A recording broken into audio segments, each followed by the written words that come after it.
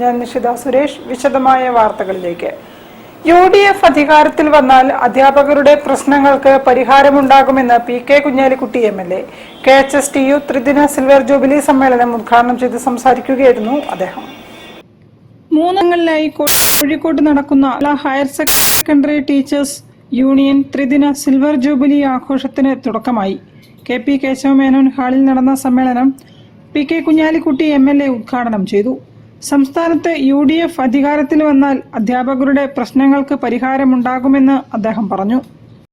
തീർച്ചയായും UDF government വന്നാൽ ഇത് മാറും. വിദ്യാഭ്യാസ അത് ഏത് വിദ്യാഭ്യാസത്തിനും വിദ്യാഭ്യാസത്തിനും മറ്റെന്തായാലും യൂണിവേഴ്സിറ്റി തലത്തിലൊക്കെ നമ്മൾ കഴിഞ്ഞ കാലങ്ങളിൽ എന്ന പോലെ അതിന് വലിയ പ്രാധാന്യം കൊടുക്കുന്നുള്ള നിങ്ങൾ ഉന്നയിച്ച പ്രശ്നങ്ങൾ ഒക്കെ കഴിഞ്ഞ കാലങ്ങളിൽ പോലെ വലിയ മുൻഗണന കൊടുക്കുകയും പരിഹാരം ഉണ്ടാക്കുകയും ചെയ്യും എന്നാണ് ഈ സന്ദർഭത്തിൽ.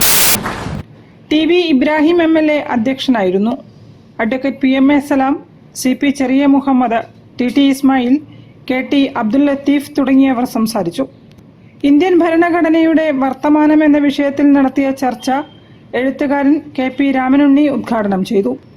കരുത്തുറ്റ രാഷ്ട്രം, കർമ്മോത്സുക അധ്യാപകർ, 25 വർഷത്തെ പോരാട്ടത്തിന്റെ ചരിത്രമാണ് KHSTUവിനെ മുന്നോട്ട് വയ്ക്കാൻ.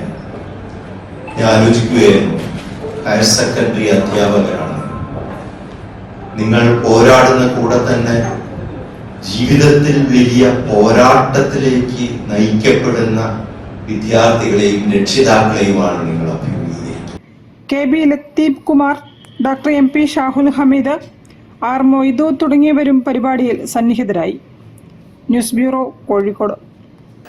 കാലിക്കറ്റ് ചേംബർ ഓഫ് കൊമേഴ്സ് സംവാദം സംഘടിപ്പിച്ചു.